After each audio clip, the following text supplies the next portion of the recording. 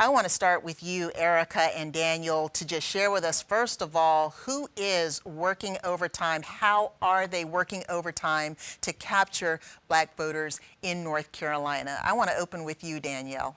Well, I will definitely say President Trump opening, Black Voices for Trump offices all across the United States. That was a really big step to be able to take these offices directly to the community. It's a place where people can come in and ask questions and say, hey, there's a lot being said about why I should be one thing or vote something different, but let me ask the questions, let's see what he's done, and really have a space to have that conversation. And Erica, how would you respond to that question? I would say it is definitely our presidential nominee, Vice President Joe Biden. And not only has he been working overtime, but he has put in some double duty pay by picking Vice President nominee Kamala Harris. That was huge for Black voters. It was huge for women. And so hands down, in making that decision, he has put forth a tremendous effort to court the minority vote.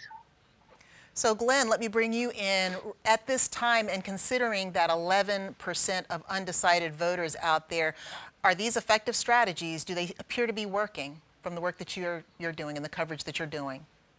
Well, it's really hard to tell. I think that the challenge is really to get the Black male vote. If you look at the exit polls from 2016, the Republican Party gets practically none of the Black female vote. The party does considerably better with Black men. Exit polls show that Donald Trump last time around got about 18% of Black men in North Carolina, compared to, I think, about 4% of Black women. So the battleground for the Black vote really boils down to Black men. There is a gender gap there, just as there is a gender gap with other races. I'm going to press just a little bit. What do you think we can attribute that gap to? Why the appeal to men as opposed to women, do you think? Well, once again, I just think men, research shows and polling suggests that men are much more open to voting for the Republican Party.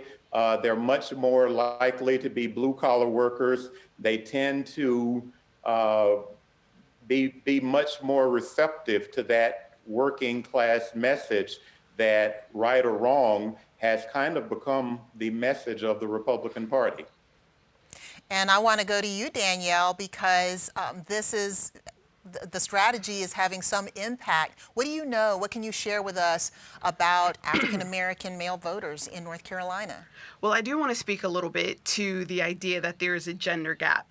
And it's rooted in this idea that women can always be swayed with emotions, whereas facts appeal to men. And I want to say that there is just as strong a presence of Black females in the Black conservative or the Black Republican Party. And it's because at the end of the day, overall, our people have to move from the idea of, having it only based solely on emotions to being able to appreciate and respect what the data shows, what our communities look like. So I would definitely say that the Republican Party here in North Carolina as a whole, they have been a very welcoming place to African Americans as well as Latinos. And it's the idea that we all have the same values. We want, better opportunities for our family. We want freedom of religion.